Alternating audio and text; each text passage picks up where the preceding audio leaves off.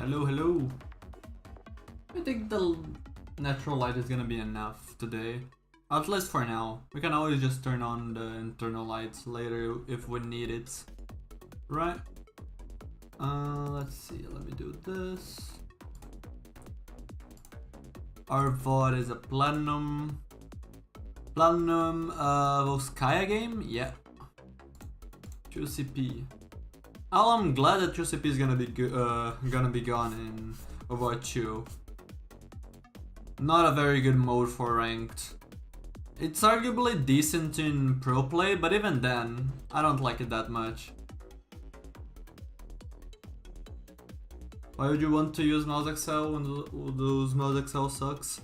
Well, you can, if you want, then just check out the video. Because I talk about that in the video. Like, I'm not recommending you to be using the Windows setting.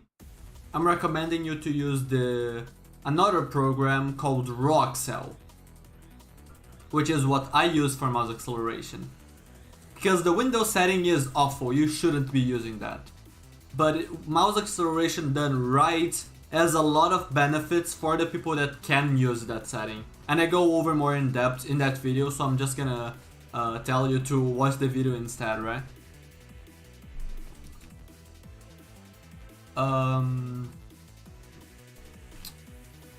Let's see.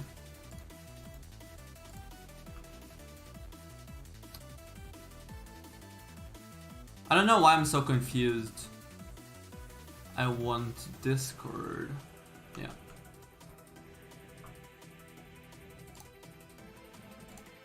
Volskaya here. Traveling to Volskaya is ready for battle. Oh yeah, let me jump in time a little. There we go. A little more.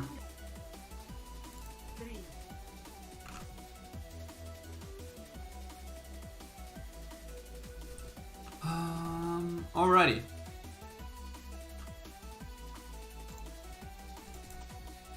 Platinum VOD review of Phantom Blade. Let's see. Attackers incoming. Defend objective A. They're playing double shield, cringe.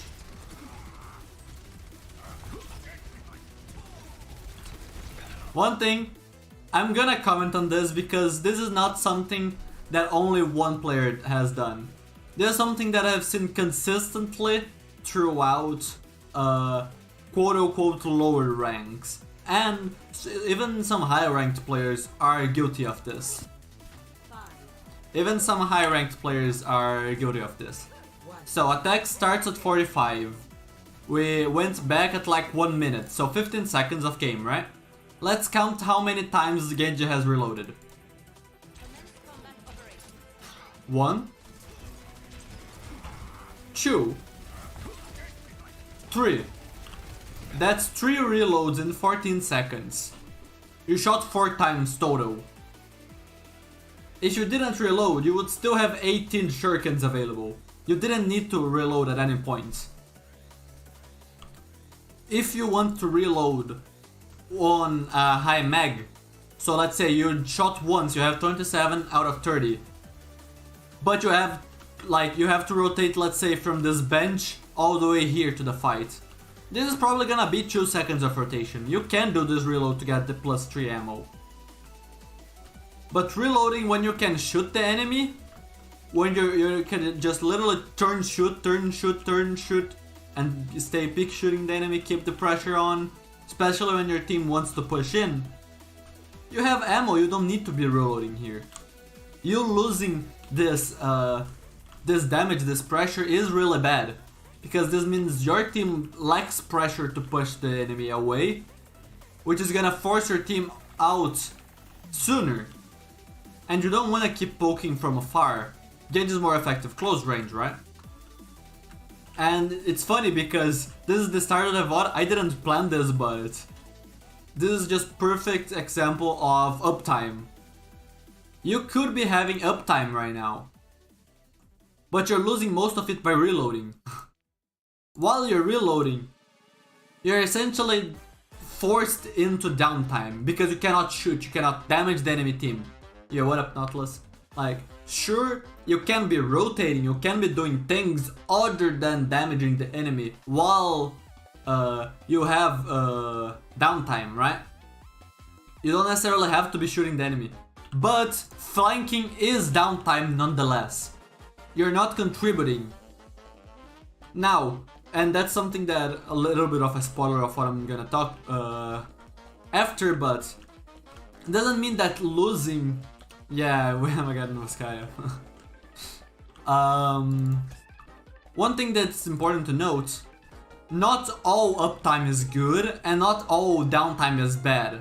Like, it's all about like how well you utilize each, because there are times for both. Like, you're not gonna have 100% uptime because unless the enemy purposefully didn't touch points and you kept always shooting them and they got healed and they gave you points, which is not gonna happen, right?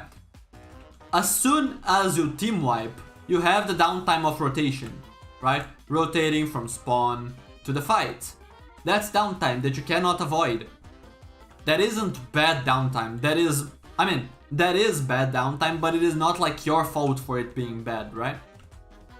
This downtime from your 3 reloads when you didn't need to, you only shot 4 times, that is downtime that is bad. Because you were in control of it and you didn't need to lose that pressure, didn't need to lose that uptime. And in a situation like this where you want to be pressuring these tanks out of this aggressive position for your tanks that want to melee, brawl close range, right? Ryan is melee, the Zarya wants to brawl close range too, because she doesn't have that much range, so losing uptime in a situation like this is bad. And one thing that I was saying about flanking loses uptime, right? So while you're flanking, while you're not being seen by the enemy, while you're rotating, you have downtime, right? You're not doing anything. You're not contributing to the fight with damage and stuff. Now, what flanking is gonna do to counterbalance that, and in some cases the counterbalance is gonna be even greater, so you're gonna gain more value from having a lot of downtime from the flank and then getting a big value from a play from the flank, than if you just stayed with 100% uptime poking from far away, right? It all requires context. So if you're flanking and then let's say assassinate a backliner, this small window of uptime that you just had is infinitely more valuable to your team than your uptime shooting tanks that are getting healed by supports, right? So uptime versus downtime, sure, it's in general better to have more uptime, but you also have to take into context, like, could I have made a play that would be even better than having 100% uptime for these 5 seconds if I rotated for 4 seconds and looked to assassinate a support, for example? Is that 1 second of uptime worth it compared to this 5 seconds of uptime shooting the tanks, you know? So you cannot just look at it and be like, okay, if I have more uptime, I'm getting more value. It's not as simple as that. But in general, if you have more uptime, you're doing more, right? In general. That's not considering context and stuff, right? In this situation, since you're not looking for a flank and something like that, you losing uptime to reload for no reason is bad. Plain and simple. Tangent done, let's go back. Deflecting in front of the Risa. It is good, it forced out her cooldown. Fortify. You pushing her here is good. She doesn't have Fortify and she's out of position. Now let's quickly go back. Good pressure on the Risa, back out. Rock misses. Now you look for an angle on the Risa. They use nade already and the Orisa is LOSing the supports, mostly. Sure, then I can pick out and heal the Orisa from here, but still, the Orisa is rotating a little bit awkwardly. The Sigma is rotating a little bit better. Sure, it is a late rotation from the Sigma, but the Sigma is taking a smaller path to safety, to a better position, right, than the Orisa is. So you're going for this Orisa here without Fortify, that is a little bit out of position, doing a slower rotation is good. The only problem to me is how you're aiming at the middle of her body. Orisa has a big fucking head, right? Look at this. Sure, Doomfist does also have a big head, but if you compare it to like other squishes, it's normal. Like Doomfist has just a little bit of a bigger hitbox, and his head hitbox is also a little bit bigger, so it ends up being a pretty decent hitbox for Genji to hit with like a triple headshot. Even at like quote-unquote mid-range. Not exactly mid-range, but like mid-range for a fan, right? But look at this. Orisa's head is massive. Absolutely ginormous. It's like the size of her torso. Or at least the waist, right? If you compare it. So there isn't really a benefit for you to be shooting the middle of her body, right? The torso. Because it's not like a character where if you, let's say the Ana.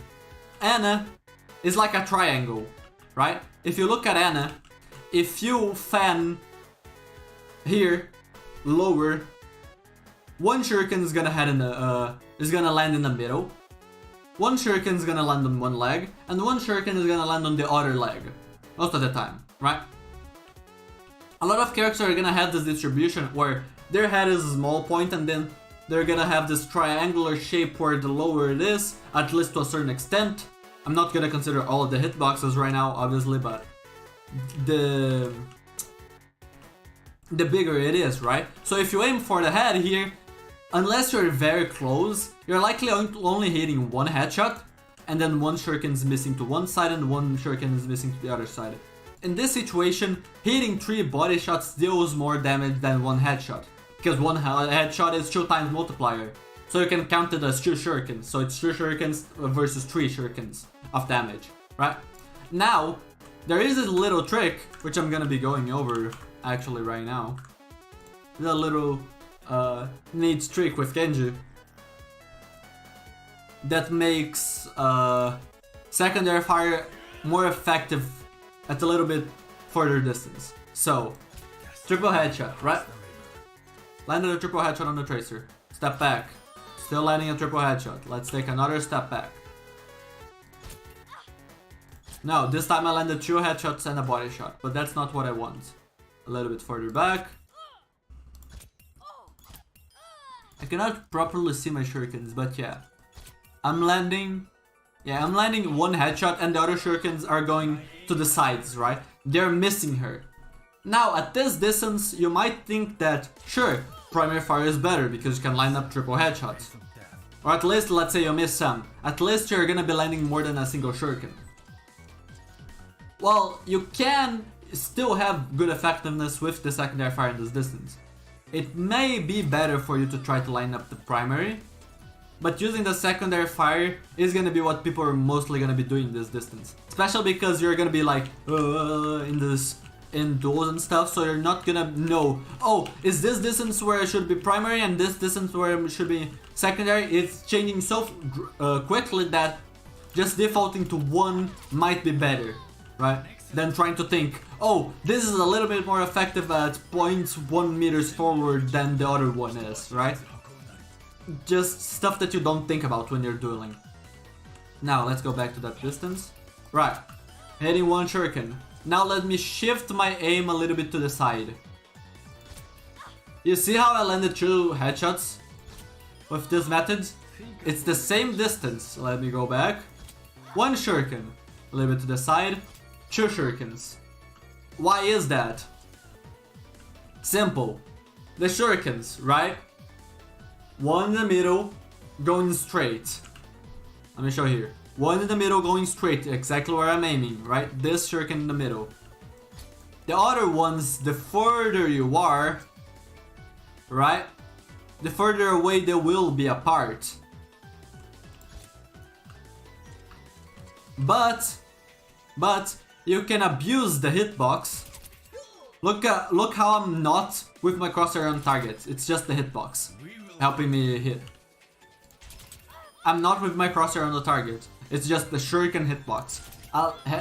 Plus the hitbox of the tracer, right? And plus a little bit of like the devs making the shuriken a little bit bigger than the visual is, just to make it a little bit more fair to use, right? But if you shift it a little bit to the side, to the extreme where the shuriken in the middle still hits, you're compensating for some of the deviation that's gonna exist from the shurikens that are going to the side, right?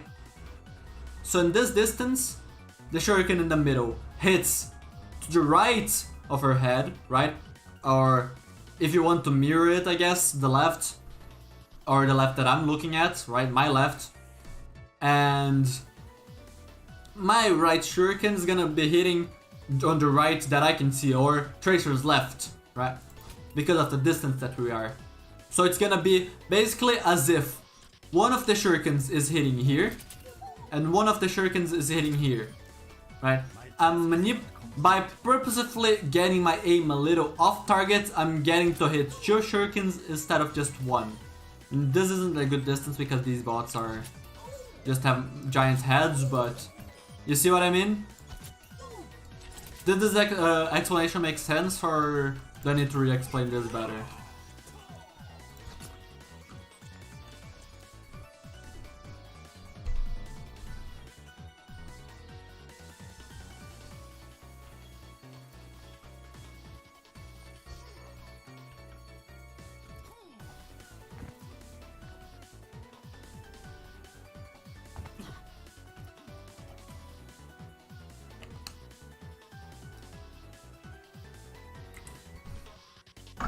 So that's a neat little trick. Oh yeah, one quick thing. This is very relevant against Tracer. This is very relevant against Tracer and Baby D.Va too, because Baby D.Va has the same health pool and basically the same hitbox.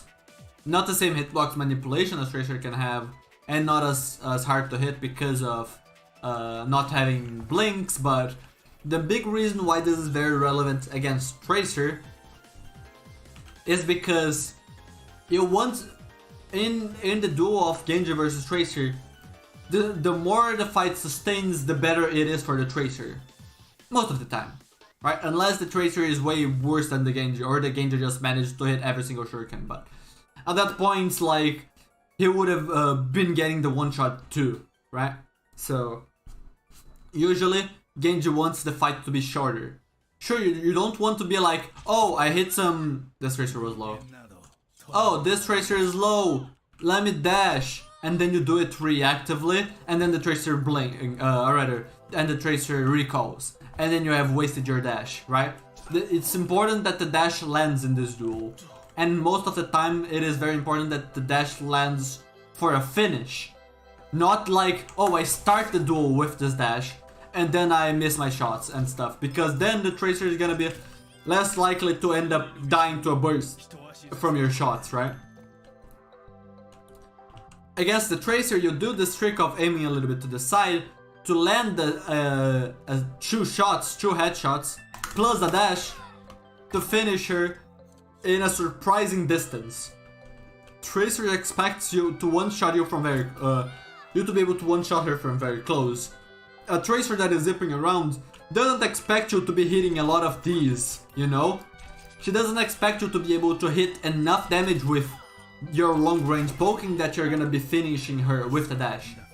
So, she's gonna be keeping a little bit of a middle distance against you, where you're not really that effective with your secondary fires. Your primary fire isn't that good against the Tracer zipping around, and the Tracer is still effective because of her fall-off range. I think they nerfed it back to 10 meters, but I could be wrong on that. Maybe it is a little bit more. But whatever, right? Yo, what up, TX and Y? How are you doing? I don't know if that is a good pronounce. Is there a better name that I can call you to pronounce you? Dixon? I don't know. But anyway, so your one of your best shots at winning against a Tracer in this 1v1, if you're forced to take it, obviously. You can obviously... It's Tawny? Okay. I'll try to remember it. One of your best ways to win against a Tracer in a 1v1 if you're forced to take it, because these 1v1s are usually not favorable for you, is to burst her from mid-range where she doesn't expect you to be able to. In this case it was a little bit too far, but by doing this trick you extend... This is too far. By doing this trick you extend your range just a little further to be able to catch more Tracers by surprise. Right. And there is an example of this in the Overwatch League. I don't remember how many seasons ago that was, but it was on the Hanamura window on first point defense, where the Genji was waiting for the Tracer to cross the window. Let's say this is the window, I'm defending the attack, and then a Hanzo usually climbs in the window and starts shooting, right? In this case, the Tracer had to get high ground and then blink into the window, but the Genji was waiting here for someone to peek, and because of the distance of the Tracer, he couldn't simply land triple headshots. So what he did was shift his aim a little bit to the side to do this, to be able to land double headshot, by purposefully getting a little bit off target to get that one shot.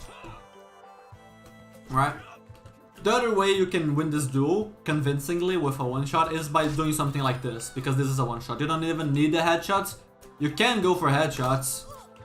In this case I missed, and that's one of the biggest risks of you going for headshots, because it's just way more consistent to aim at the lower part of her body, right?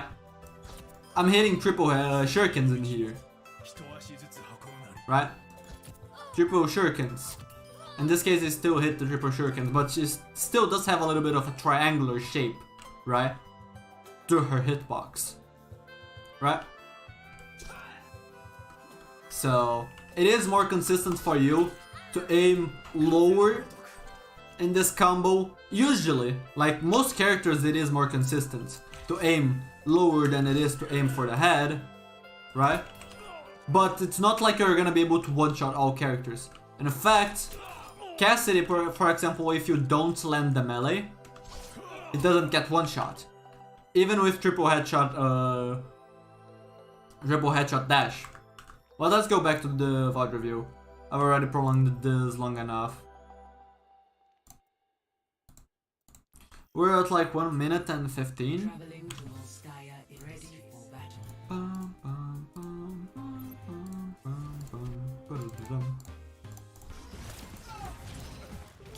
So yeah, where was I getting with this, right?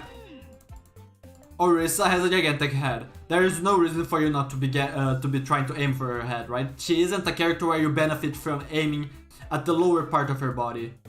I don't have Overwatch 2 yet. I'm not gonna be paying for the watch point pack, and I didn't get access on. They did another wave of beta invitations, beta access yesterday. I didn't get in on that, so unfortunately I'm gonna have to wait more. At least it's guaranteed on the 14th, but it's gonna be very little time to play the beta again. But it happens.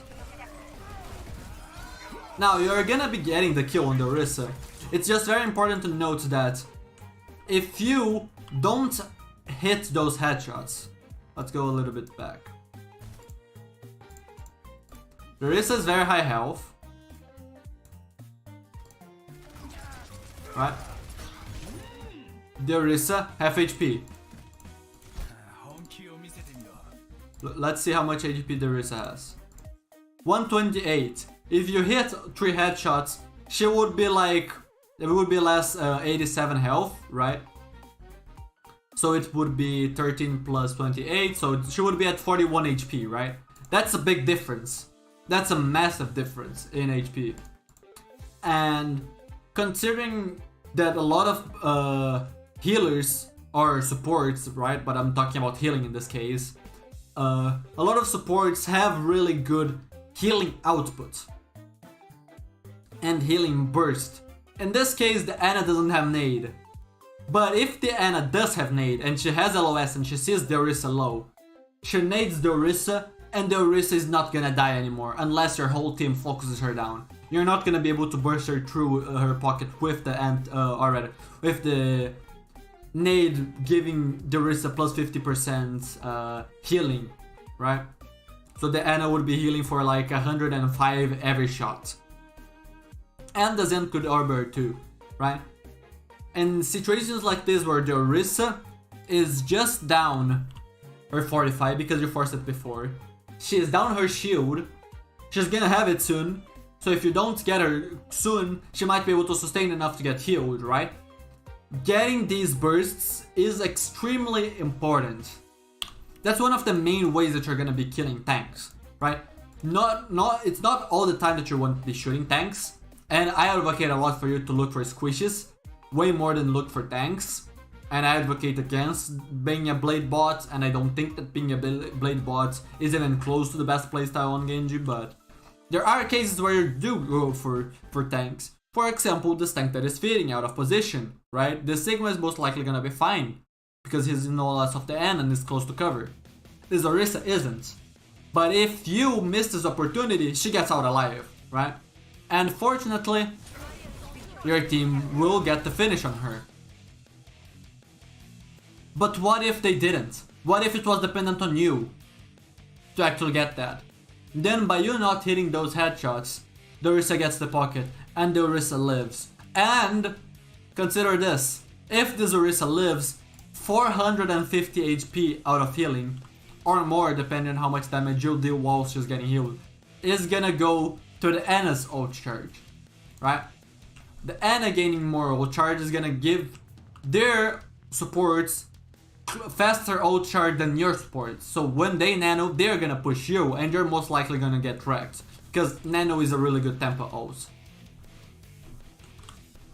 So tanks, usually Genji doesn't do that much damage against them. There are cases where he does, and those cases are usually headshots. And against most tanks you wanna be going for headshots, or usually if you can only be going for body shots, it's usually not worth it. I'm not gonna go more in depth because I feel like I already used enough time. Like we're on 1 minute on the VOD and we're like 30 minutes of stream, but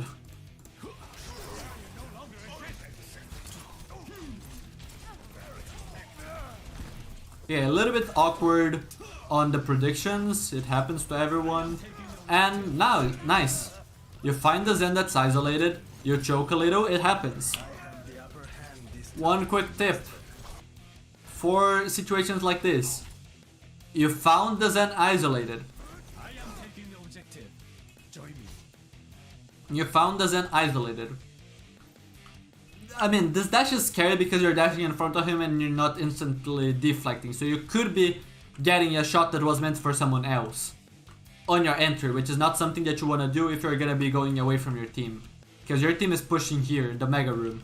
You're pushing the Zen and you should expect to be alone. You cannot expect the Mercy to go with you here, realistically. And you should be able to win this without the Mercy, right? So I would probably have instantly popped Deflect. It was gonna dash in Zen's face when he was looking somewhere else, because he might get damage on me that wasn't meant for me. But okay, good damage on him. He is low. Now you deflect.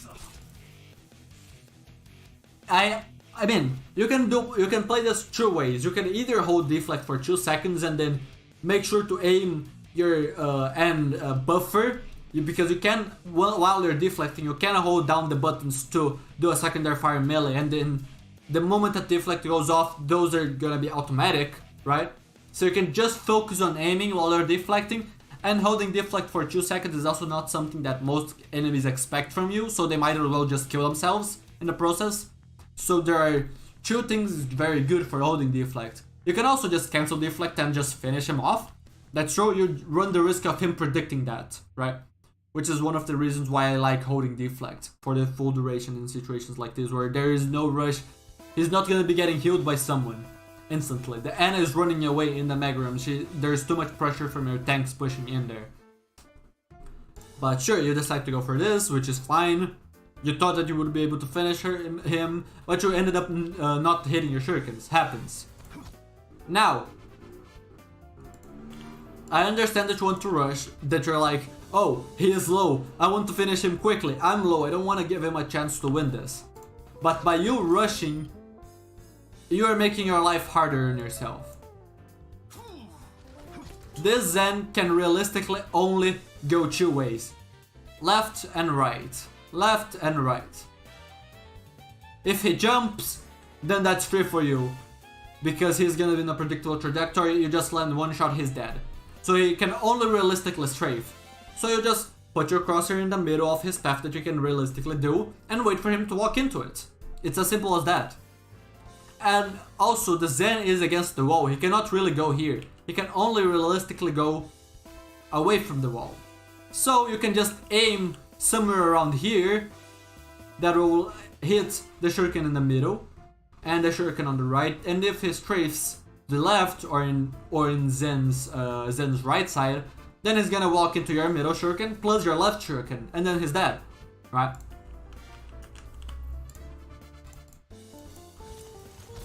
But you do get him, which is good.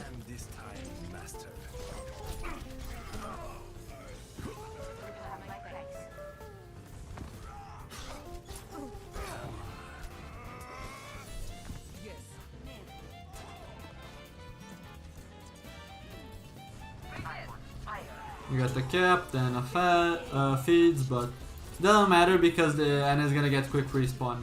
Now,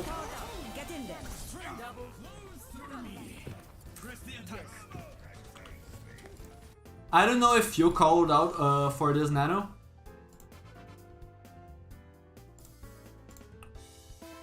I'm gonna quickly do something.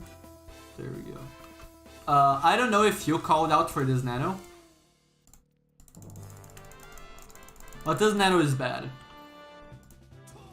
But even if the nano is bad, the main problem, which is something that you could have fixed yourself, is... Didn't call for it? This Ana just died, right? But she's already respawned. Why? The reason why that Ana just respawns is because Blizzard made a change so that when you cap first point of 2 CP, respawns for a small duration are gonna be basically instant on the defense to avoid staggers. So let's say you kill the Sigma here, he has to wait 10 seconds to respawn and then 5 to 10 seconds of rotation to point, right? One common strategy before this change was implemented was to avoid killing your enemies on purpose, send someone far away close to point so that when you capped first point you would already start capping second point and you would kill your enemies and then they would have 10 seconds of respawn. This doesn't happen anymore too much, you might still get a tick from doing a play like that, but the respawn is gonna be basically instant, right? Now, you can still do that in a situation where this Rhine is. This Rhine isn't rotating back to his team, and this Rhine isn't getting a pick. This Rhine is in no way getting a pick and trading in this position. What this Rhine should be doing is lowering his shield and trying to swing to make your team kill him faster, so that he gets fast respawn. The best thing that you can actually do is ignore the Rhine. Leave him alive for some time. As long as he doesn't kill your team, you can keep him alive, wait for that time to end, and then kill him for the 10-second window for respawns to come back. Then you push, because then you're gonna have free space. Because what you're gonna be seeing here is you kill the Rhine. Look at his respawn. Look at Sigma's respawn. Sigma's kill wasn't on you, but Ryan's kill was on you. And they are already respawning. Sure, you're gonna get a little bit of space, but it is far from ideal. And now you just tunnel vision.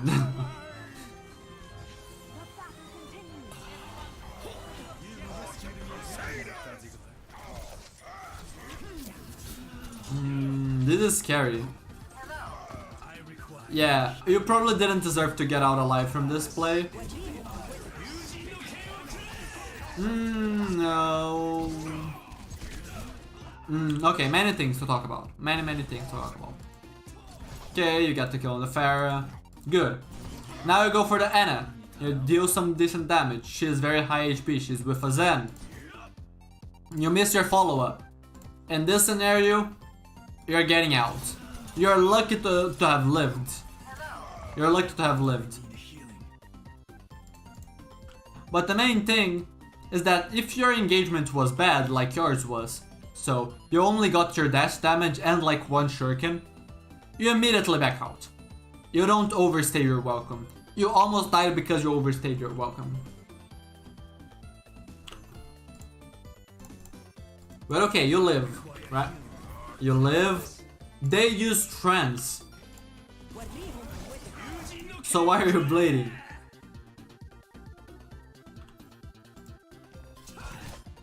And if you wanna blade, let's say the Mercy does damage boost you. You need the dash after, not at the start. If you wanna burst through Transcendence, you need to do a swing and animation cancel that swing with the dash. It cannot be the opposite, because the opposite does the full duration of the dash and even just like half duration or whatever distance if you dash to the ground and make a short dash. Doesn't matter because you're gonna have the anticipation from the sword. I already talked about this before and it is something that I probably should actually make a video on because I think it is interesting. The swing has three phases and most animations have these three phases, right? The anticipation, the moment of the hits, which I don't remember the name, and then the recovery.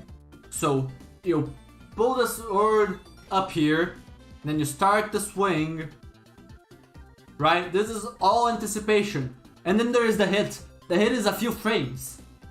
And then there's the recovery, when the sword is all the way through the slash, and then you have to go back to a normal state where you're just holding the sword and walking fast, right?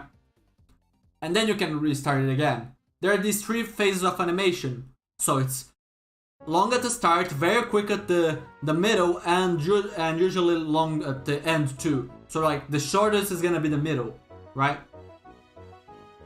Depending on how heavy the weapon is. So for example in Dark Souls some weapons are like so heavy that you're gonna have to have 2 seconds of anticipation before swinging, right? But this is not the case. But what matters is if you do the dash first, then after your dash ends you have to go through the anticipation frames of your swing.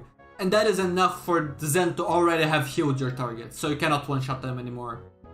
If you do the hit and then instantly dash, you're gonna cancel the recovery, and not only that, the moment that you hit is gonna instantly become the moment of the hit of the dash, because the moment that you activate dash, it is already dealing damage, right? Because you're gonna be in his face. So it's gonna be hit, hit, and it's gonna be so close together that there's gonna be no time for the healing of the Zenyatta to save the target, right? That is the reason why you dash second to animation cancel your swing to get these 2 damage instances very close together to burst. So 1, you should have not pulled out Blade here, and 2, if you want to pull out Blade here and you're gonna be getting damage boost or the nano, in this case you didn't have nano, you thought that you had damage boost, you need to be doing the dash second, you cannot be doing the dash here. It's way harder without nano, but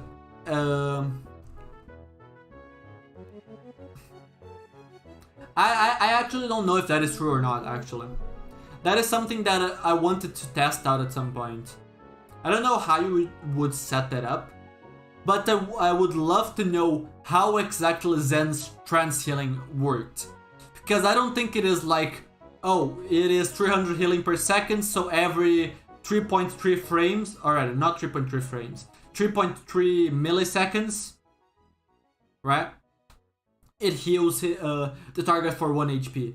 I don't think it is how that works. I'm pretty sure that Zen's healing, let's say it heals for 300 per second, right? So let's divide it by 4, 75 HP. I'm pretty sure it works in ticks. Just like Ana's healing, when you hit someone, it has 4 instances. 1 quick damage, then a little bit of damage, then a little bit of damage, then a little bit of damage. Which is why if you bubble someone that just took a shot from the Ana, they're not gonna have taken 70 damage, they're gonna take damage that is lower than that, because it's gonna cleanse the damage over time that Ana's damage is. The Ana healing is also healing over time, actually. Just very fast, right? Zen's trance, I'm pretty sure it works on ticks as well, so let's say it works with 4 ticks. 4 ticks of 75 healing each, right? Every 250 milliseconds, right?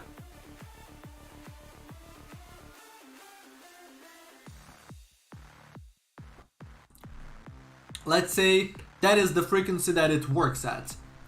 If that is it, then it doesn't matter if you're like with damage boost or nano, like how high your damage is. Because if his healing is gonna save the target, it's gonna save the target no matter your damage, right? So that's something that I wanted to test out, like how quick is his tick rate? Because depending on how fast it is, having higher damage might matter, or having higher damage might not matter. And any damage boost that gets you that breakpoint is gonna have this exact same difficulty on the animation cancel, right? You always touch it on accident? I use mouse scroll up, actually. Let's see, 228.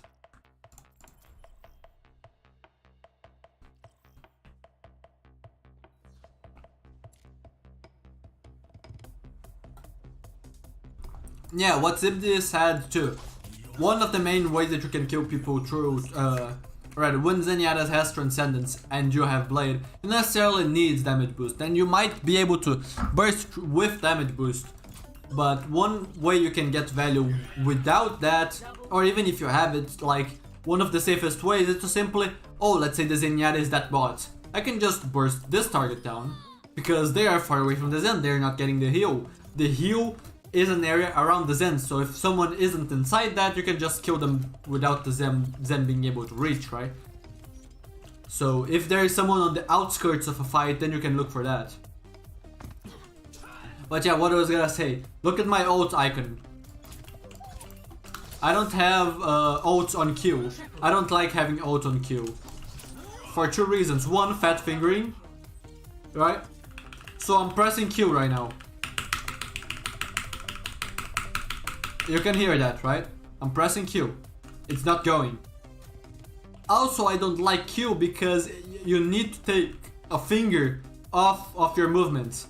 So WASD, right? I either have to stop pressing W to press the Q, or I have to stop pressing A to press Q, right? I'm not gonna pick the finger that is on S, so the middle finger. No, actually no, the middle finger is on the W key. So I'm not gonna be using like one of the fingers in like these 2 fingers. I don't know their names in English. To be pressing Q, right? So you have to take one of those fingers away from your movement keys, which is something that I don't like. Which is why I use this. Right? Let me show. Right? Which is why I use this to ult.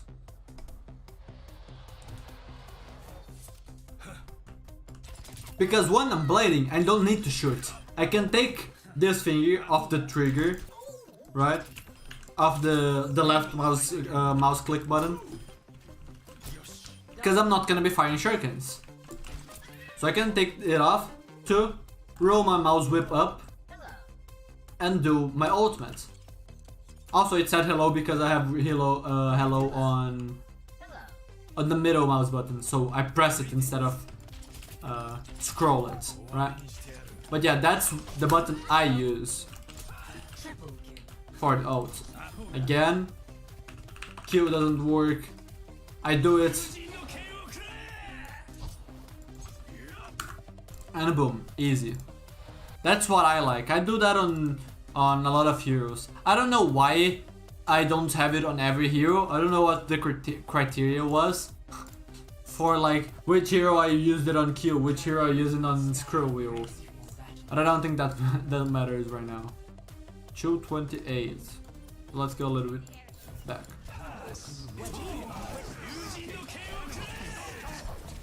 That happens. Now, the Transcendence is gonna end sooner than the Blade, right? Because you pulled the Blade in the middle of the Transcendence. Which means that you're gonna have a chance at killing them. You just have to not die between swings, right? So you need to swing and deflect. That was the mistake here. If you swing and deflect, you have a chance of living, and then you cancel the deflect for the swing, or you just kill them with the deflect and then get a dash and use the dash to cancel it, right? You don't necessarily need to cancel the deflect to actually do the second swing, because that's something that the enemies are expecting you to do, so you can just outplay them mentally by making them shoot you when they think you're gonna drop deflects, and then you don't, and then you just kill them from their own shots. You're back at the fight. You do get the kill on him, but you're using your secondary fire at the distance where it's not effective. And your team is mostly dead at this point, so you can just try to run away. Yeah.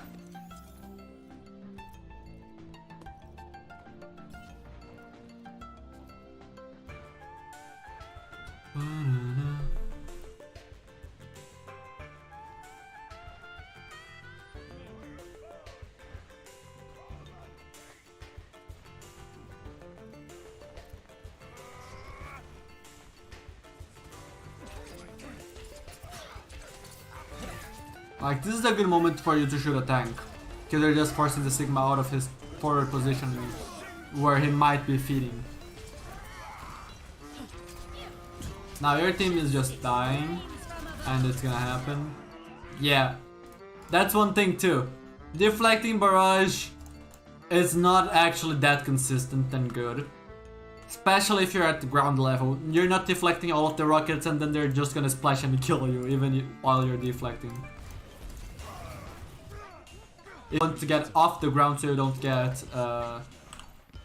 get splashed by the rockets, or at least the splash deals less damage.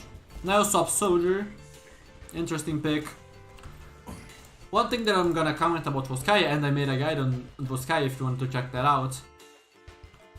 The second last video that I released on the channel.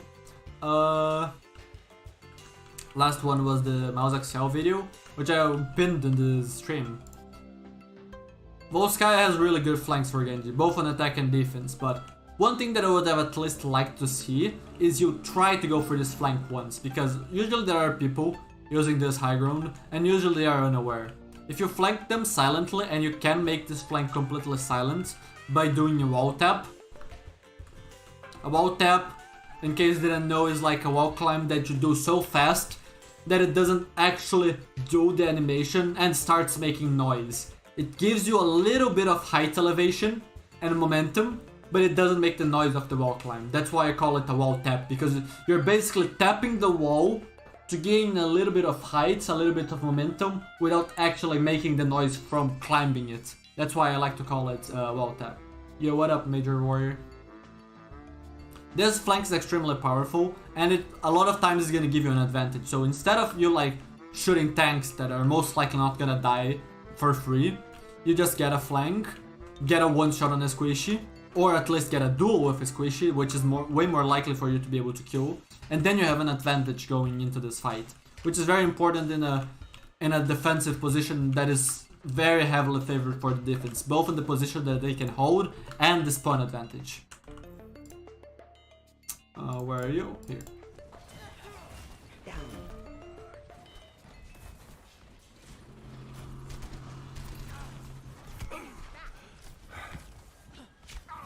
I would argue that you don't need to use this healing pad. Why? Let's go back. What is your HP? You got shot once.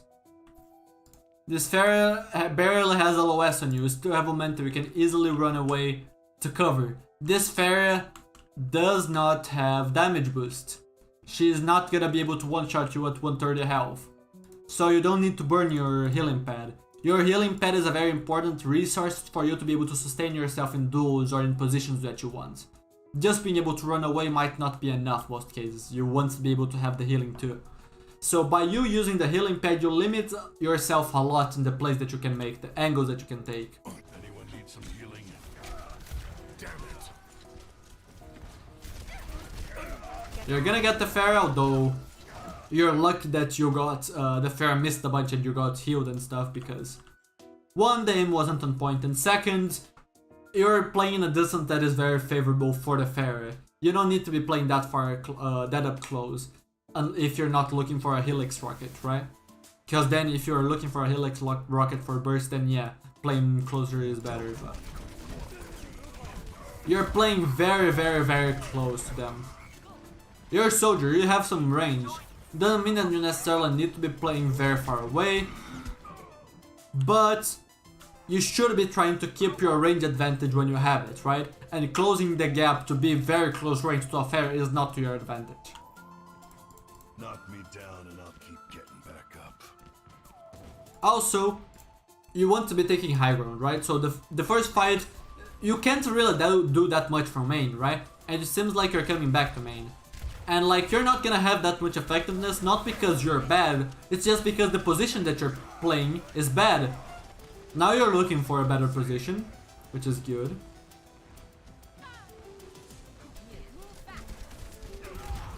The moving platform actually just rolled you, unfortunate. I'm on defense. Ooh, very close kill on the Cassidy. And yeah, you lost track of the Pharaoh, which is bad. You tunnel visioned. Sure, you don't have to sit on the Pharaoh 24/7, but you tunnel visioned on the backline too much. You were able to see the supports. You were able to see Cassidy. You were able to see one of the tanks. I'm pretty sure the other one was dead, right? This Reinhardt is coming back from spawn. Where was the Pharaoh? You didn't see the Pharaoh for a long time. It can happen that you forget about it. I do that a lot too. You like forget about the player because you haven't seen them in a while. But if you, it's very good. Like, some of the best players are gonna be the ones that can have the awareness of, wait, I haven't seen that player in a while. They must be up to something, right? If you haven't seen Hog in a while, he's probably flanking. If you haven't seen Tracer in a while, she's probably flanking, right? You can do that for a lot of things. Oh, I am not seeing the Reinhardt in their front line. Maybe he's setting up for a flank shatter. Then you look behind you, there is a Reinhardt, and then maybe you can prevent him from doing that flank shatter, you know? In this case, maybe if you notice that the Pharaoh isn't there for a long time, then you'll actually look for her and maybe you can actually prevent her trick A. Fall in here.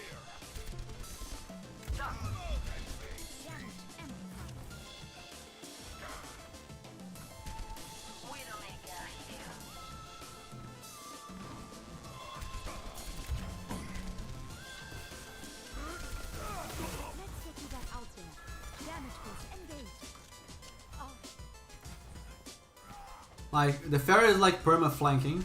Good thing that you spot her. No. You're gonna get the res, but no. That is too much DPS for you to walk in.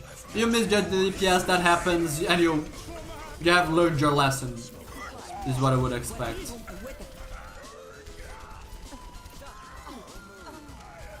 And the Cassidy flanks and got your and they're trading kills. You might actually get this. Nice, you did get it. But it was very clumsy. And at no point you actually took it at no point you took responsibility for winning that, right? You actually didn't get that much value on your own, right? So on Genji you didn't look to make plays. On Soldier you never really took this high ground. You tried to take this one, but you like tried this once and it failed mostly because you just got unlucky with the RNG of the moving platforms, right? That plus your timing was a little bit bad. And I guess that you could say that your timing was bad because of the moving platform, whatever. Not gonna dwell on it too much, right? But if you're gonna be stuck main, you're not gonna be able to do that as much as on other positions. That's something that I'm expecting to be seeing more as we move on Ready for battle. to other rounds, like pathing and positioning. Pathing and positioning. Pathing and positioning. I'm gonna keep repeating it. Pathing, positioning. And both of them coincidentally start with P, right? You have to get better at the PP game. Always leave yourself a back door.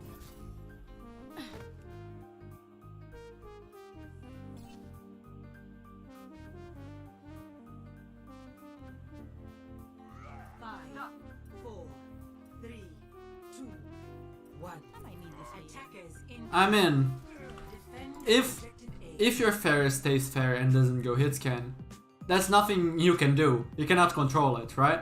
So as much as it might be like, okay, maybe they're not playing ideally, you are the only variable that you can control in every match.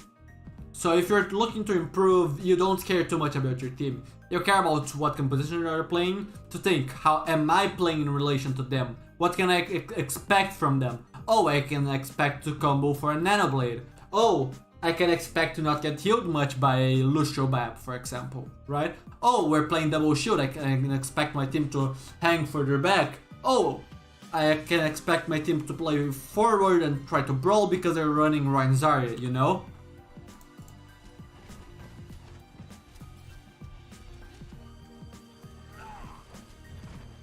I would have tried to go for the Zen there.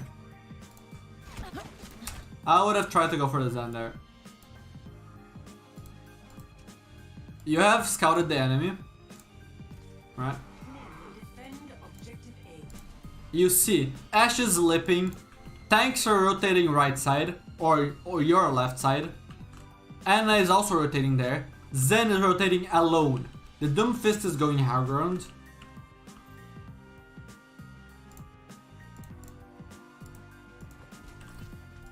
If the Zen is walking a straight line, Sombra does an insane amount of damage. Sombra might even deal more damage than Tracer. Like, the reason why Sombra ends up dealing less damage than Tracer, I feel like, is because she doesn't have as much uptime. When she's out of there, she's out of there. She cannot sustain herself with a bunch of blinks and recall and yada yada yada, right? But her damage is pretty nuts. Even with terrible aim, you should still be able to kill the Zen that is completely isolated. Especially if he's walking a straight line. You just surprise him, fire on his head for like half a second and he's basically dead. And if he isn't, then that's already most of his HP, right? That's a missed opportunity for a quick kill. And I like your setup to go for the Rein. The one thing I don't like, man, sure, the Ashe is on the high ground. Andrew forgot that the Ashe was lipping a few seconds ago there, so she was likely going to be late and behind you when you went for this. Plus you also forgot about the Doomfist that was here, that could also cancel her hack. And 3, which is the only thing that I really care about, because sure, you maybe forgot about those, but the first thing is this hack gonna net you anything? What is the objective of this hack? Is it to kill this Rein? Right? Because this is like the biggest thing. You're going for this hack. What is the objective of this hack? Is your team gonna engage and kill this Rein? Are you farming for ult charge? If you're farming for ult charge, sometimes hacking is gonna be useful so that you can stay in the fight for longer or disable defenses. So for example, hacking a diva to disable defense matrix is interesting, but like some cases you're gonna be better off de-stealthing, de-cloaking, and shooting the enemy instead of hacking. In this case, if you wanna hack the Rein for your team to engage, this is bad timing because the Rein isn't committed yet. He can just turn the corner. Your Rein doesn't want to push past this corner. Your team doesn't even have a Lucio to rush if this was the idea. Right? Because if you're playing Pharah Mercy, your Rein doesn't have as much freedom to brawl. And plus, this isn't a good position for your team to hold. The best position for the defense teams to hold is here. Around the truck, this is attack advantage. It is very close to spawn, and the cover is way better for the offense than the defense. Plus, the offense can shoot this Rhine from an angle where the defense can't shoot the people shooting the Rhine, right? That's one of the main reasons why holding here is bad. This Rhine can get pressured out without the team of the Rhine being able to pressure the team that is pressuring the Rhine out. Unless the team played together with the Rhine up here. But at that moment, then the Rhine just swings everyone and just farms, you know? So holding here is bad. And wow, you die for it. Unfortunate. So not noticing the DPS happens. The hack timing awful, right? Because you're not gonna get anything out of it, plus you're getting forced out. So not only are you gonna have to reset up if you get out, you also lose the surprise factor of them not knowing you have a Sombra, right? Plus, because you're losing uptime, you're gonna have to reset up, then the enemy can push in knowing that Sombra isn't gonna be in the fight for a while. Then they have a 65 advantage. So 3 major factors why that ended up being very bad. And I didn't even talk about you getting... I'm not even really counting you getting... what am I thinking? Getting scouted out and like getting your hack prevented by the Doomfist and the Ashe, right?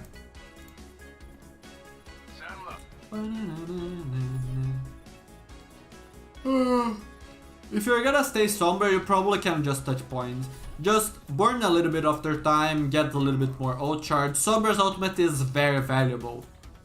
Like, just because a character doesn't necessarily need to be an ult bot doesn't mean that farming ult charge isn't good. And in Sombra's case, her ultimate is so strong that even if you feed their support's ult charge for it, it is still worth it. In Genji's case, it is arguable. In Sombra's case, there is no question about whether or not you want to farm your ult. Your ultimate is most of the times a fight win. Because it just, you get a big EMP, there's basically nothing the enemy team can do. Even high ranked teams struggle to counter EMP, right? EMP is just a very, very stupidly good ultimate. Too early. Now is good. Now that is a good hack. Imagine you didn't go out of stealth until you were behind the Rhine. Then that would have been way better. You ended up getting the hack on him, but it was mostly due to luck from the enemy missing you a bunch. But you can see, you get the hack on the Rhine on a good moment, and your team gets to clean up from it, right? Unfortunate stealth.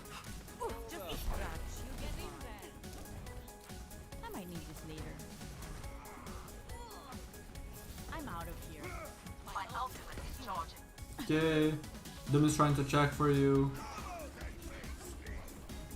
And here's the thing. Good hack on the Doom. Here's the thing. 5 minutes into the match.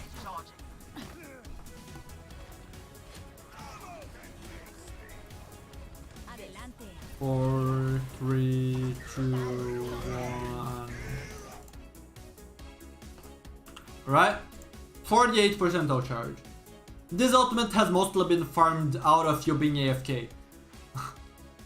I don't know how much Sombra's ultimate costs, but a lot of your ult charge is from passive generation, not from you dealing damage.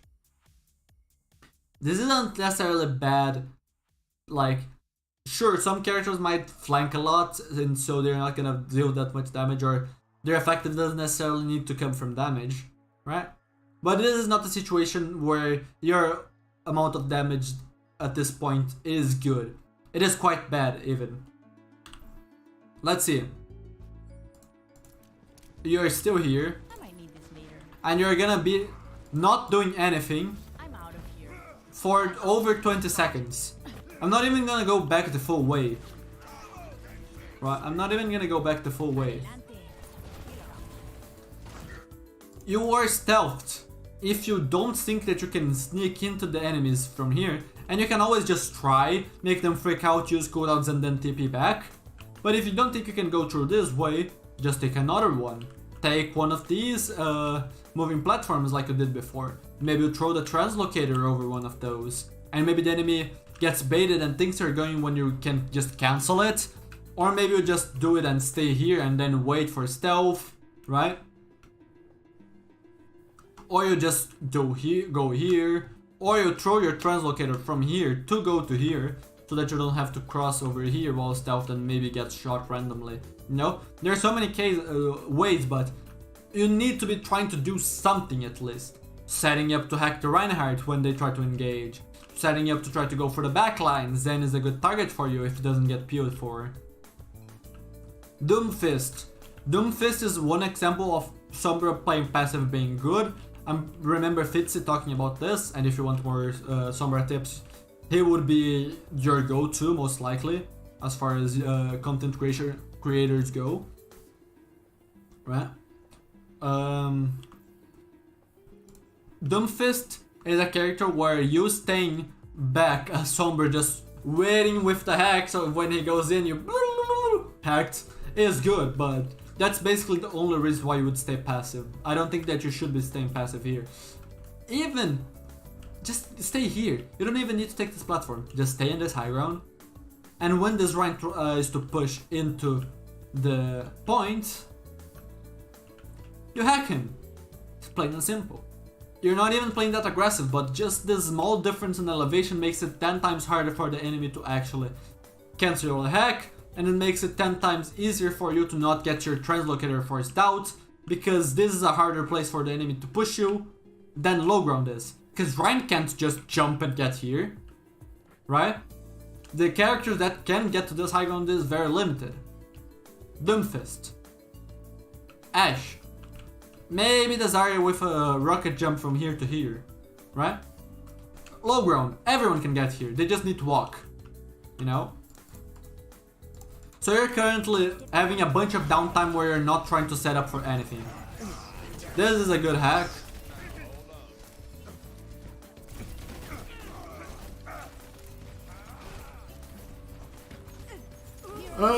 That is okay, I guess. Especially if you think that she has grab, because that prevents her from grabbing. Meteor strike. Mucho mejor.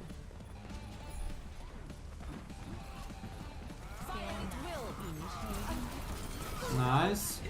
Unfortunately, you didn't pre-set up your translocator. And it doesn't even have to be a good setup. You can literally just throw it while you're invis. What the fuck is this? Why am I... Okay. You don't even have to like worry too much about, oh, the enemy is gonna know where I am because I shot the translocator, right? You're looking for a stall.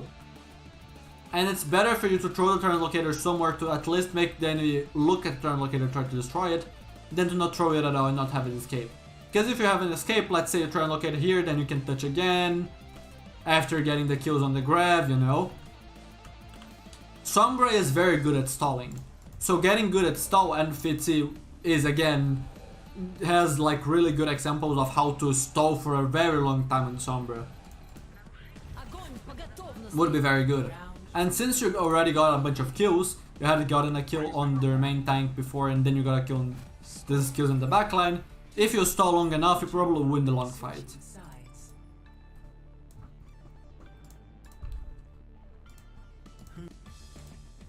Now we're back on Genji. And I have a more instead of Mercy, which is unfortunate.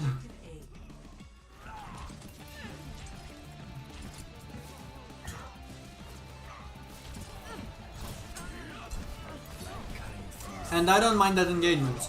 That is a good soft engagement in my opinion. The reason being, they are playing very far up. You're just trying to pressure them out of position.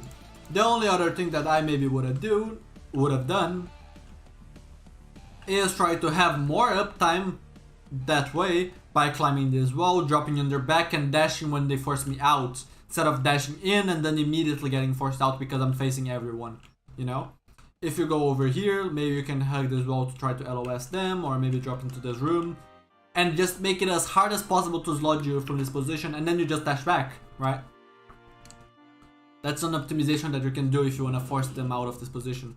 Or alternatively, what you can be doing is flank. Look, do here, bypass the tanks completely. And look for a way to go for squishes, you know? Or just simply go this truck and try to get this high ground. But the thing, you there just trying to pressure these tanks out is not the worst thing in the world.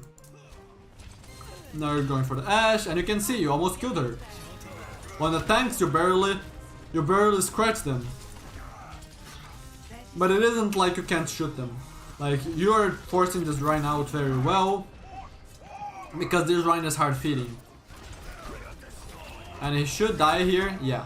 And this is worth, even if you die for this, it is worth. This Rhine is turbo feeding, so you focusing him isn't bad. Now let's see if you actually get a tick or no. I don't think so. Yeah, unfortunate. It was just too slow. Like, your game plan. The big problem with this is that you didn't have like an idea of what you wanted to do. Do I want to hard focus the tanks that are in a position that is too far forward? Do I want to flank to look for a squishy? At least decide on one of those things. You have 1 minute. You don't have much time to just fuck around, you know? So if you wanna focus the tanks and see if they stay in those positions and feed, then just hard focus the tanks. If you wanna look for the squishes, maybe you look for a good flank and then try to execute one very precise flank play, right? If you wanna just do all the squishes and deny positions, then you look to do all the squishes and deny positions, right? This time you decide to play more passive at the start, hack the Mega.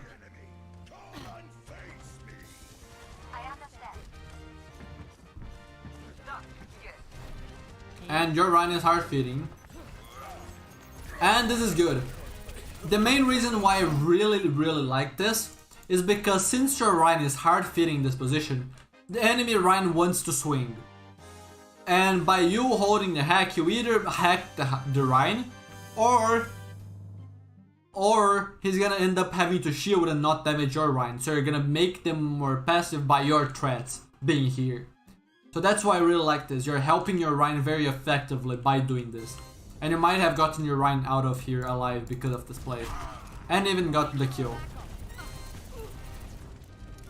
Press the attack.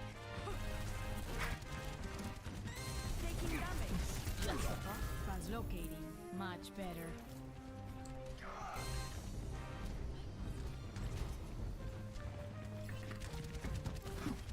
Así me gusta.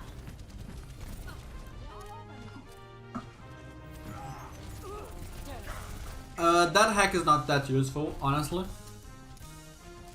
You're just putting it on cooldown so that then if the enemy decides to push and you're getting forced out there too, like your Rhine got the shatter, but ideally you hack the Rhine to 100% make sure the shatter works. Good finish, go back, don't feed, good. You can reload while in stealth, by the way. You probably know that, but I'm just commenting because you're forgetting to reload here. The one moment that you should reload, you're not reloading. It's funny. It's funny, like, you reload when you don't need to, and then the moment that you need to reload, you don't. It happens, it happens. Dueling him, forcing cooldown. I would not be hacking him in that scenario. What does hacking do to him? I would just be shooting. That's one thing too, like, you need to think a little bit more about your hacks. What is your objective with these hacks? That's a good EMP. But like, what is your objective with the hacks? If the hack, if your hack doesn't have like a good reason to go for it, or if there's something better for you to do, like shooting the enemy, then do it, right? What does hacking this Hanzo do? It's better to just shoot that Hanzo. He only has leap. The time that you lose by trying to hack him is time that you should be dealing good damage to him.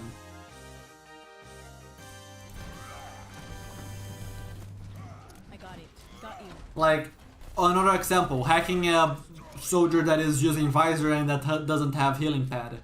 He doesn't care about your hack. He's just gonna try to shoot you down. Like, you already used your TP, you're not getting back to cover fast enough. You have to necessarily kill him before he kills you. And now you just got hit by a Grab Dragon, which happens, right? You didn't have a way to counter it, so you had to keep winning fights and preventing them from doing that win. Victory. But yeah, like I said before, one of the main things that you're gonna have to work on is gonna be your PP game. Your pathing and your positioning. A lot of the times that you should be doing stuff, you weren't. And that could easily be solved by better pathing, better positioning, so that you can stay in better positions for longer, find better opportunities by going the right, going better ways that what you wins. I was trying to be overly protective. One thing that I'm gonna say is that if you're trying to draw, or if you're trying to win, or no matter what, if you're in just a very, very bad disadvantage, so they had 5 minutes to cap one tick, you cannot afford to play passive. You need to be setting the tempo.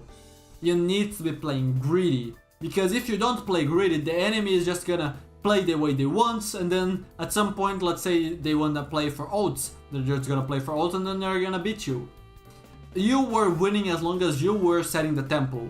Oh, you hacked the Rhine, and then you were able to aggress on the Rhine, and then kill him. Oh, you look for these duels and you won those duels. You didn't allow them time to set up for good fights. The moment that they had a good fight, which was the Grab Dragon, they won, right? So you have to, in these positions, play greedy. I'm not saying to feed, I'm saying that you and your team in general have to play more greedy than usual, not dumb, greedy. I'm really trying to reinforce this so that you don't end up going to the match and going to the enemy spawn, failing a spawn camp, losing and then blaming me, right? Because that could happen, you know? Like, advice, or in general in Overwatch, is not like one-dimensional. Like, greedy doesn't necessarily mean that you have to play dumb. Also, one thing that people like to think is, oh, you're a smart player, you're not a good player, you just play smart, you don't have mechanical skill. Like, why not? Why, if I play smart and I make aiming easy on myself, I don't have to use my mechanical skill, right? Doesn't necessarily mean that I don't have it, you know? So everything needs context, not all advice is one-dimensional, so playing greedy doesn't necessarily mean that you're gonna be playing dumb, and playing greedy just means that if you are expecting to be able to hold for 5 minutes, you need to be doing something, and you need to be you need to be winning against that team for 5 minutes. How would you win against that team? I'm not saying that you're gonna blame me, I'm just like giving an example, right? Your ultimates in general in Overwatch, you can expect a character to have their ultimate in 2 minutes. In 5 minutes of match, the enemy is gonna have rotated through at least 2 whole ultimate fights. How do you win those? You have to think, we're gonna have to rotate this ultimate, that ultimate, or play aggro so that they don't get to ults the way they want, you know? And those are greedier ways to play, right? Those are greedier way to play, because in some scenarios, let's say payload.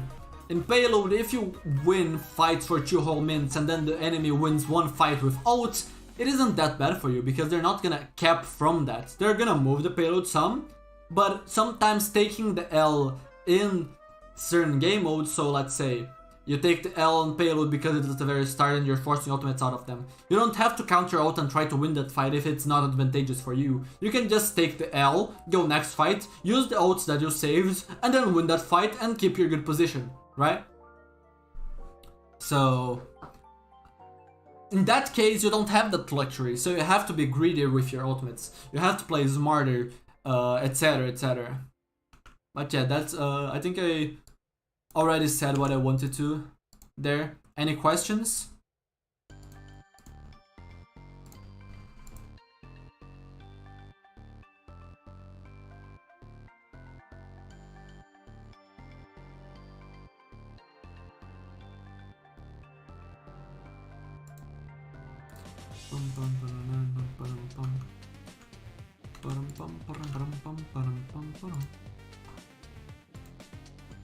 Should get some more water.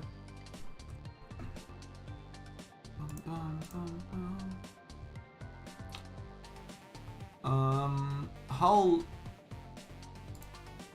long is this VOD? Traveling to route 64. 16 minutes.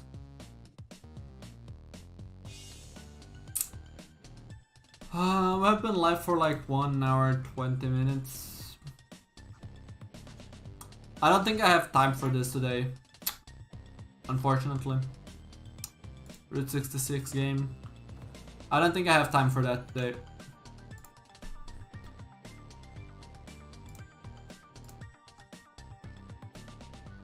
Let's see.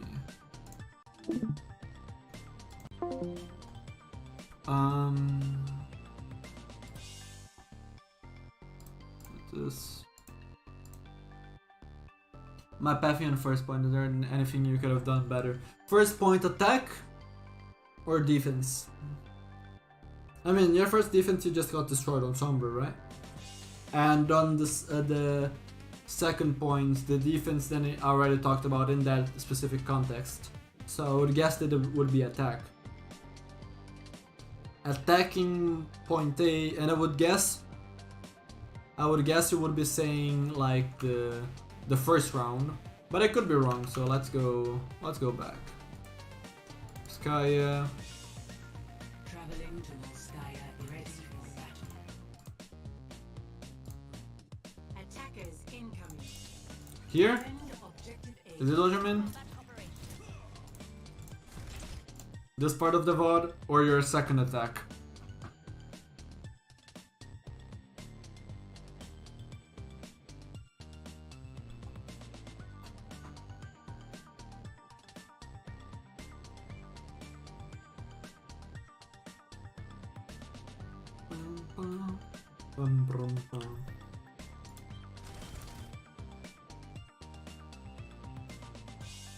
Yeah, for Genji.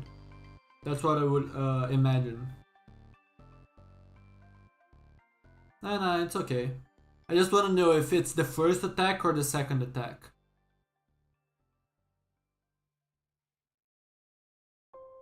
This? Okay.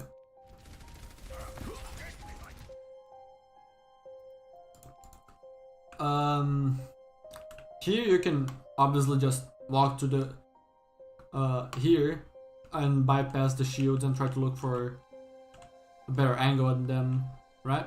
But since the soldier is here, this isn't that great. You can obviously just try to dash to close the gap and force him out, and then just drop. One thing that I often do is go through the left side if I want to contest someone here, because this puts me in their LOS for less time, right? And then I can hopefully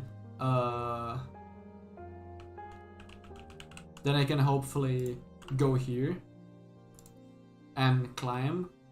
Also, the moments the moment that I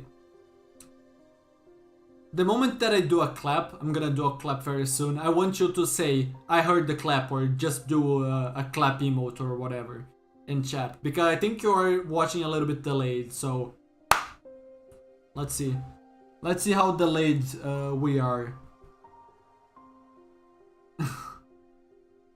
Okay, I think we're in quite a bit of delay because of the frame loss that I had. Which has not been that bad this stream. It's only been 3.5% of the frames instead of like over 10%. But yeah, whatever. Rotating left side, it depends. You can go all the way or you can go here. You can just do a short rotation here to try to bypass and yeah, like that to get the tanks from an off angle while they're trying to hold close. You can also just go and maybe even do that from the window. But like, main is the worst thing. If you're trying to go main, you might have to use either deflect or dash to close this gap to be able to use this wall, right? To be able to LOS most of the damage. But then if the enemy team pushes you, then you might be screwed. But then again, your team shouldn't be allowing the enemy team to do that this freely. One of my favorite things to do in Volskaya though is going to be, if I'm not contesting and trying to force them out of this position, which is one of the first things I try to do in Volskaya. So like I walk here, wait behind this truck until I'm full HP if I took some damage, walk a little bit forward and look for a combo, a dash combo.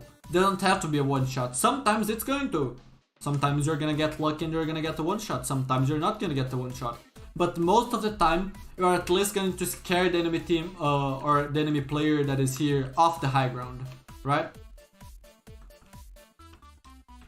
Because this is a good position for the enemy if you don't get forced out.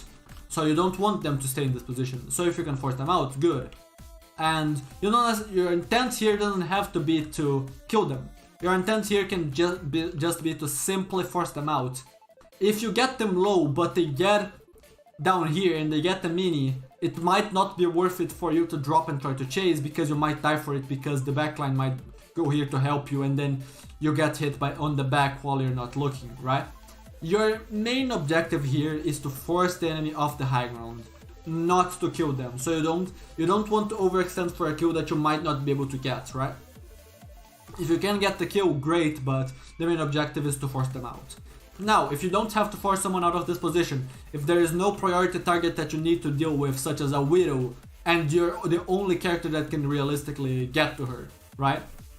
And then if there is a Widow, then you just like try to get as close to her as possible and save your dash to match her grapple, you know?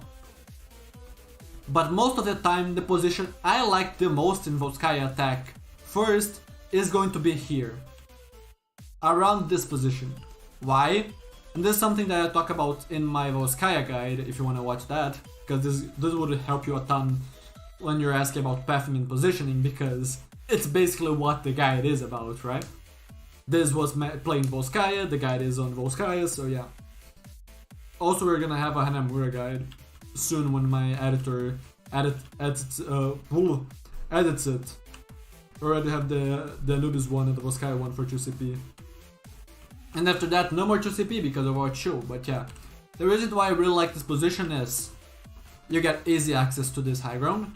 This high ground lets you drop on the enemies, maybe steal their mega, do a dash through, climb back up, or just walk top, contest people that are here or whatever, you know? This gives you access to many rotations, many positions that the enemy might hold, and this is a position that is very hard for the enemy to see you coming from, and even if they do, you're not very committed. It's very simple rotation back and you're completely safe, right? Cover, cover, cover, cover, like, it's just so safe. Unless your team is like here and you are here, and at this case you're not gonna be able to get this position anyway, right? So this is just very safe for you to be doing. This gives you lots of opportunities no matter where the enemy is holding. And most of the time the enemy is gonna be holding somewhere around here because of this mega being so good. So the enemy is likely going to fall back here, or at least the support line. Or they play top, at which point you have the mega for yourself if you need to back up. And you just get at them from an angle and you can annoy them.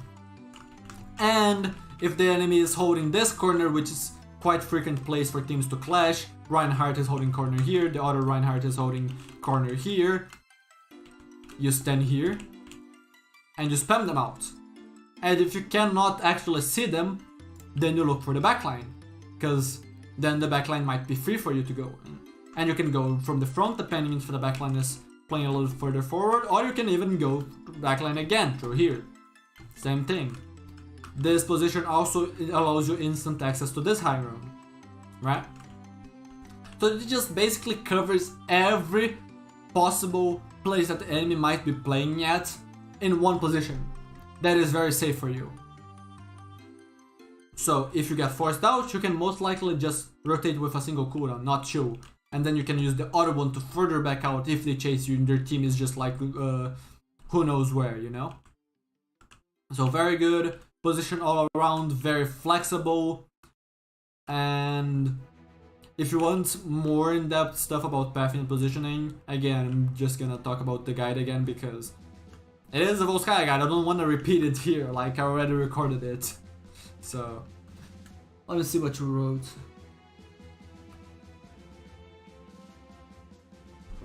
Up onto the left side of truck and up on the high ground, yeah, because this is a position that a lot of players are gonna be holding. The reason why I like to do the dash engage is because that scares the enemy easier. And also because otherwise, if the enemy actually has brain cells, they're gonna shoot at you to prevent you from getting close without using cooldowns.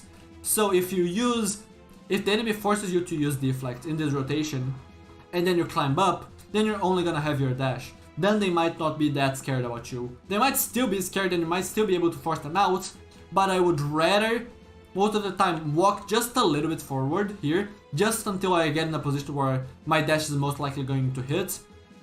Then I dash, and then I still have my deflect to brawl them up here if I need.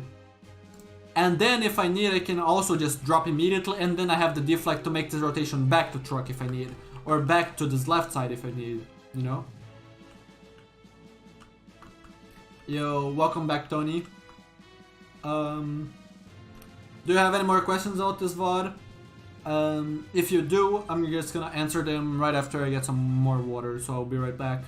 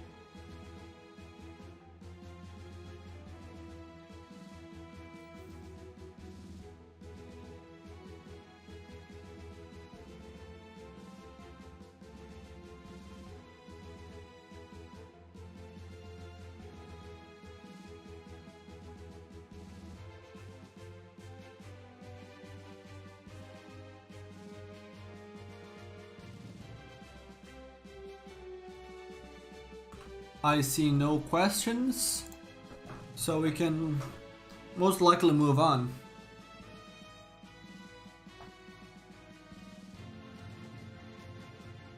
I don't know if I want to do the uptime or downtime discussion actually. I was thinking about doing it, but I don't know if I want to make it a discussion or if I just want to make a script for it and just make a quick very precise guide instead of just like stumbling on my own words and being like a 10+ minute guide. I think I can do it in like 5 minutes or less.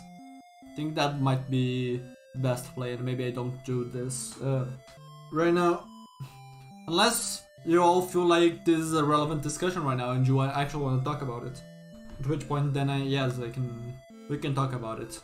We have some time here.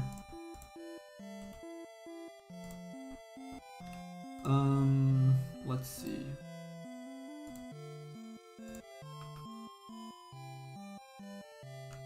Let me close Discord because I don't need it open anymore.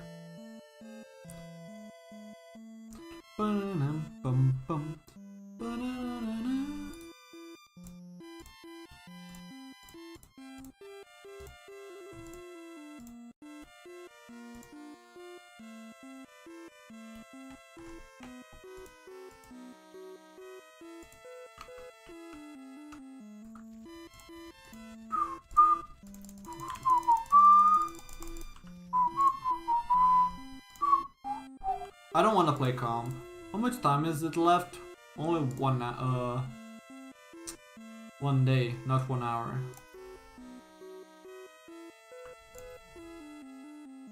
There's something interesting to play here. Bum, bum. You know what? Oh, never mind. This is very low amount of players in this lobby.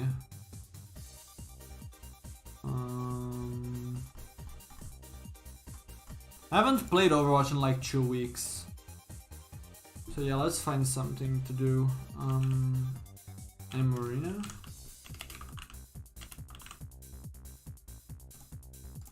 Sure.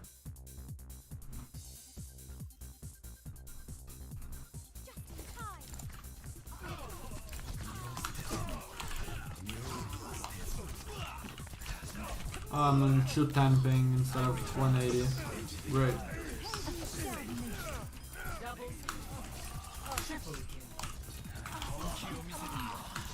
God, it feels so bad playing on high ping. I have played very little FPS these like last 1-2 weeks. And when I played it, it's been Apex. And Apex I play on low MS. So going to high MS feels bad.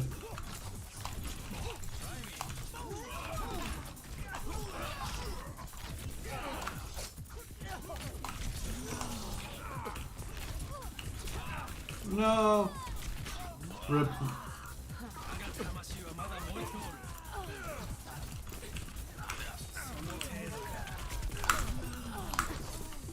But yeah, my aim isn't bad like I thought it would be.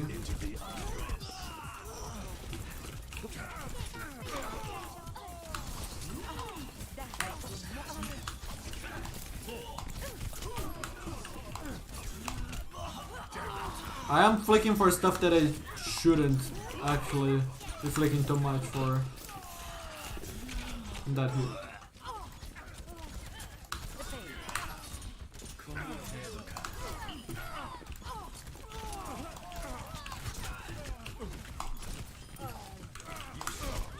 Oh, I thought that the Widow was quadruple kill. Should not be going for the Tracer.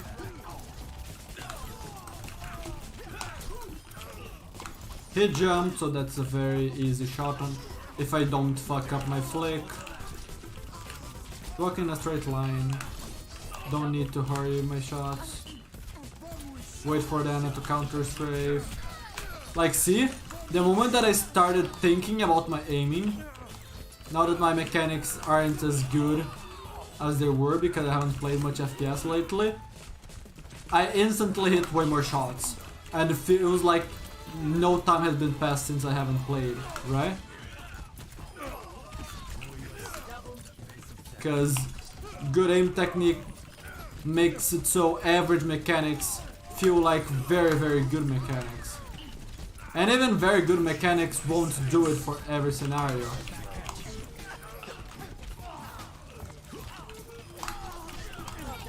No! I cannot live from the pulse bomb. Rip my kill streak. Wait. What is the best kill streak?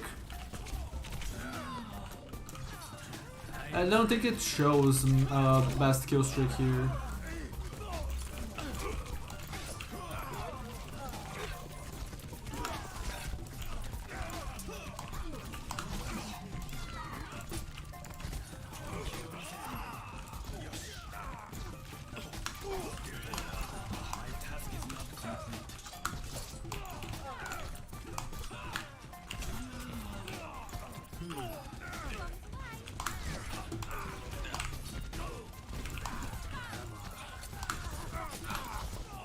Oh, I almost got the Tracer because of the dash reset.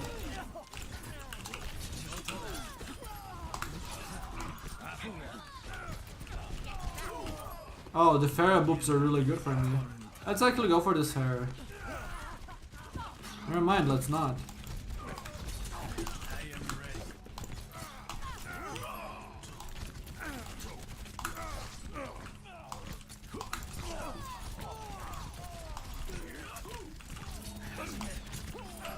Like, the soldier is doing very easy movement to read, so even though he's fast, not that big of a deal. Oh, I wanted to ghost dash both of them, but I guess I killed both of them with one dash.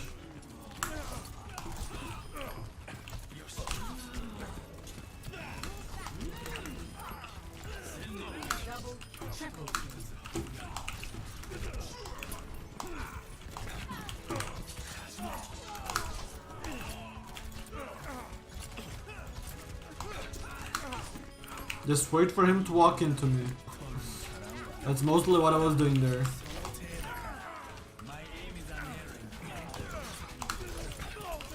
My kill, yoink. Okay, he gave up on me, so I cannot actually wait for him to walk into my crosshair because he doesn't care about me anymore. He's aiming at someone else. So I have to treat aiming a little bit differently.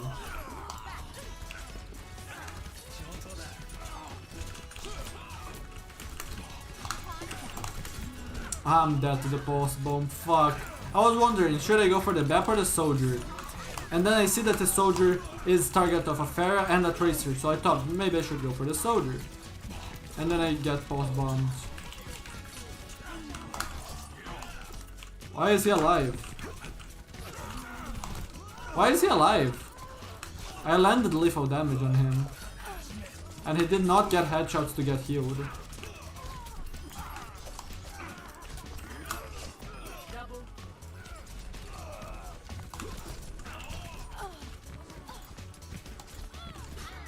He's running. He's starting to believe.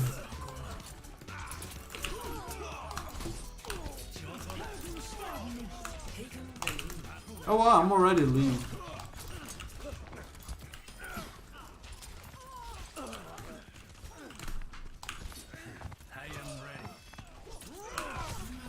The power of holding deflects.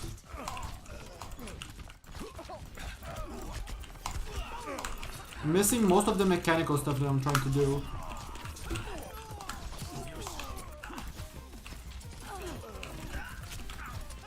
No, he didn't. Counter strafe. Oh, I got the kill. I thought I died there.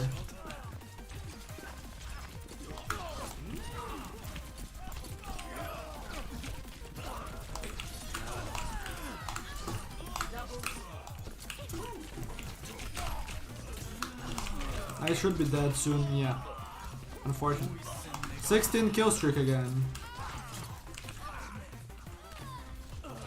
What an awkward angle.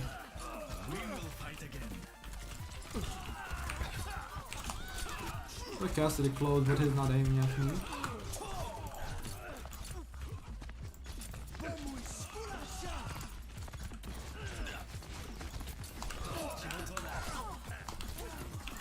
Genji? No, never mind. But he's not low anymore.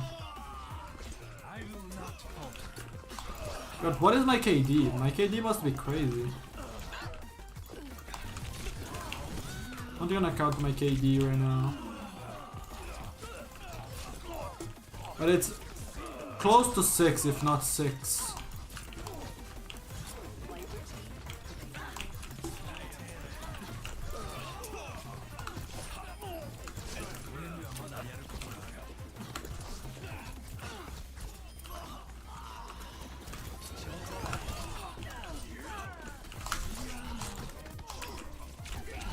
No, he still is one.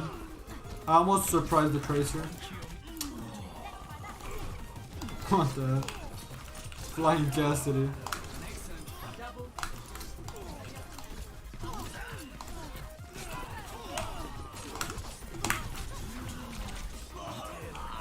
I did some good damage to the junk.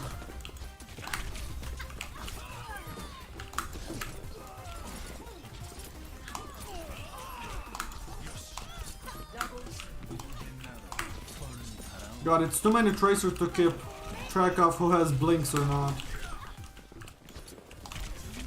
Oh yeah, I forgot. The Tracer is healing a bit because of headshots. So I cannot just rely on a single body shot to kill.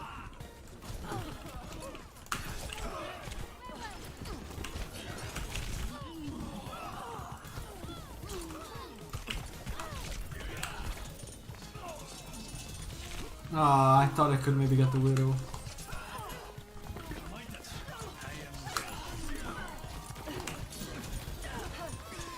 I really wanted to kill the Echo with Junk's weapon. Oh, he's out of there.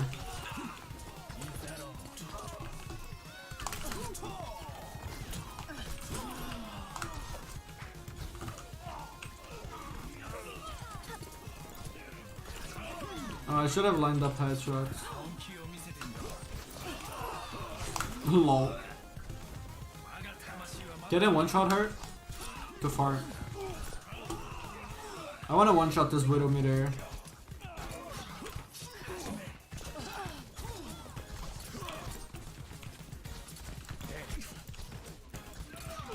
Aim? There we go.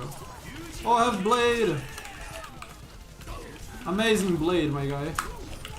Thank you, Genji.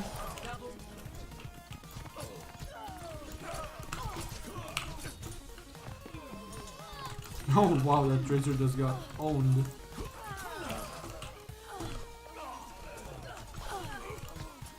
I was too late on the opportunity. You see, they shoot. They shoot thinking you're gonna cancel the deflect.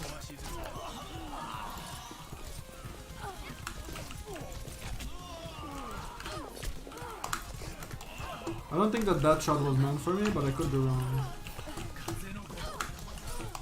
I was so sure that the Widow respawned close, but I guess not. I tried to do this 10 steal technique.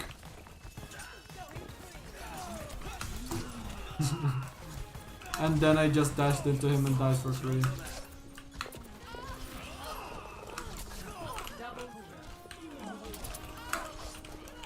Wow, oh, she got the headshot.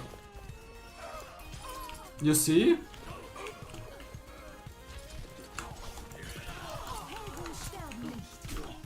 Wait, where is the Mercy at? Oh, the Mercy has Valve. Not a good dash into the Widow. Also, it's important to note that Widow is gonna have 200 HP on Overwatch 2, right? Instead of 175.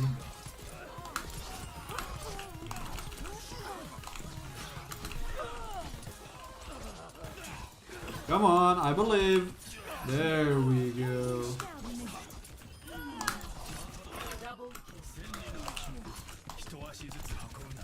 I don't know why my secondary fire didn't go off there, but that costed my kill.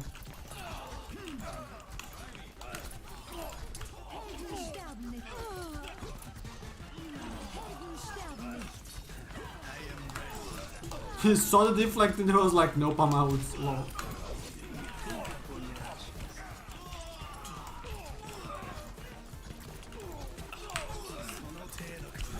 No.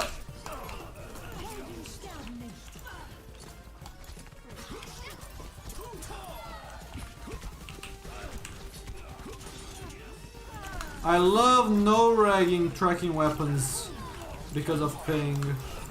So fun. Happens like every single time when I deflect visor.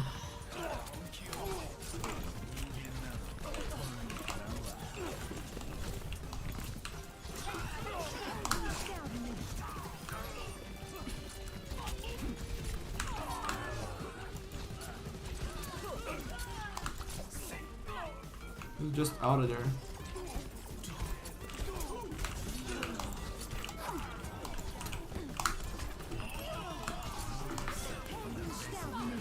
What?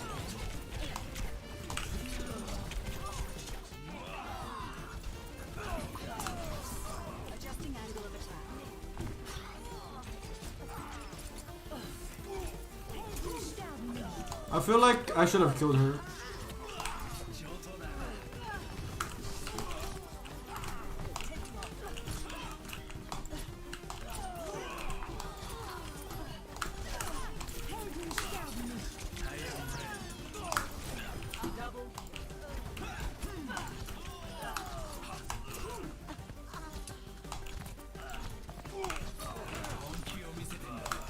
Rip. Oh, I tried to snipe him. This Mercy is not gonna get off of me, is she? Okay, yeah, she got off me. Because someone else shot her.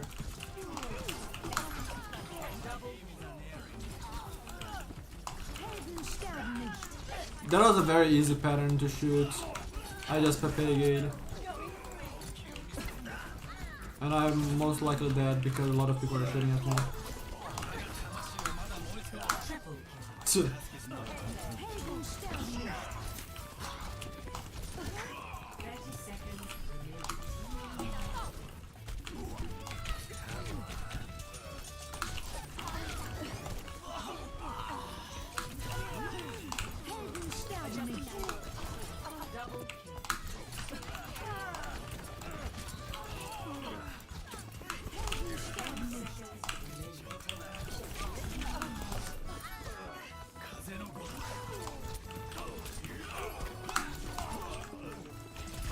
Oh wow, I just destroyed that Tracer with that left click. 4 and something KD. That's all I know about.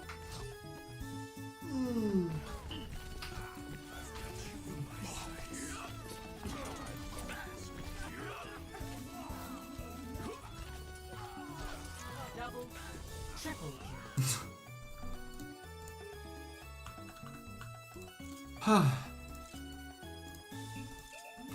I think that's gonna be it for this stream for me. Thank you all for watching. Oh yeah, wow, I didn't even notice that it was getting a little bit darker. Maybe I should have turned on the light sooner. Or I didn't even turn on the light, so sooner would be wrong, right? But yeah, thank you all for watching, and I will see you all in the next time. Bye bye!